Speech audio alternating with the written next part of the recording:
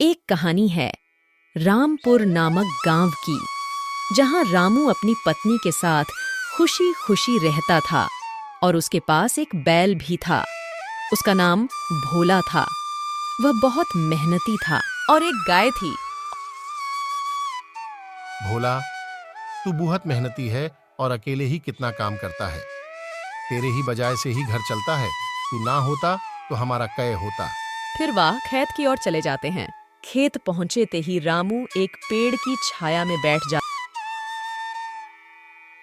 और भोला अकेले ही खेत जोतने लग जाता है। वह इतने तेज खेत जोतता है कि मानो वह खाली दौड़ रहा है और कुछ ही देर में पूरा खेत जोत देता है। फिर वह अपने घर चले जाते हैं। घर जाते जाते उन्हें रात हो जाती है और घर पहुंचते ही भोला को बाहर ही बांध देता है और वह घर के अंदर चला जाता है। और उसी गांव में रहने वाला नगर सेठ, उसका नाम मणिलाल था और वह खेत को लेकर परेशान था। अरे अब हम क्या करेंगे? हमारा बैल में इतनी दम कहाँ कि वह जल्दी से खेत को जोत सके। मेरे बैल से तो बहुत दिन लग जाएंगे। अरे मैंने सुना है कि रामू के पास एक बहुत ताकतवर बैल है जो हमारा खेत एक ही दिन में जोत देगा। क्यों ना तुम उसी से बात कर लो। तुम सही कहती हो। मैं कल सुबह ही रामू के घर जाकर रामू से बात करता हूँ। अगली ही सुबह मनीराम सेठ रामू के घर जाता है।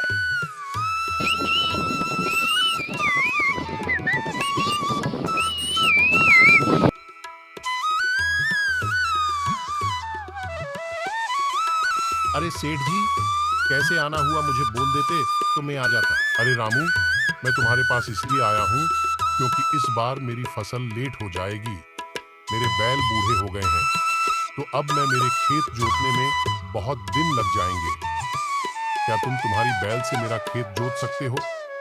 बताओ, मैं तुम्हें 5,000 रुपया दूंगा। ठीक है सेठ जी, आज ही से काम चालू कर दूंगा। फिर सेठ मणिलाल अपने घर चला जाता है। तुम्हें पता है, आज हमारे घर मणिलाल सेठ आया था और बोल रहा था मेरा खेत जोत दो, मैं तुम्हें 5,000 रुपया दूंगा। हाँ ठीक है, तो आप खेत चले जाइए।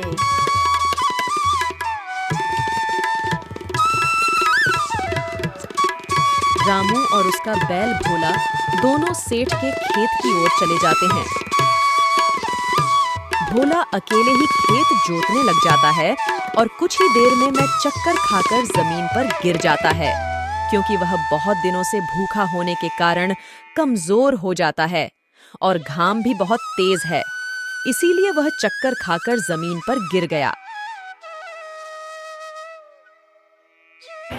अरे बाप रे बाप, भोला को क्या हो गया? भोला उठ, भोला क्या हुआ? अरे लगता है इस भूख के कारण चक्कर खाकर जमीन पर गिर गया है। अब क्या होगा? भोला तो बेचारा जमीन पर गिर गया।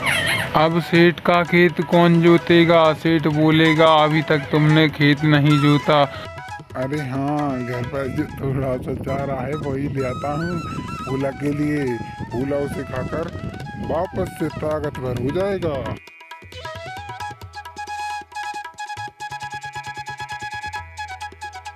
फिर रामू अपने घर से गाय को सेठ के खेत में ले जाता है।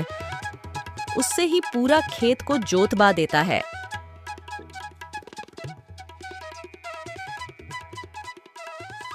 कुछ ही देर में रामू की गाय पूरा खेत को जोत देती है।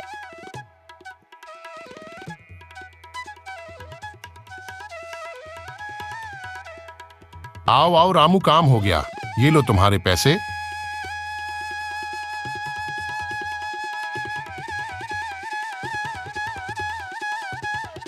फिर रामू अपने घर चला जाता है और वह खुशी खुशी रहने लगता है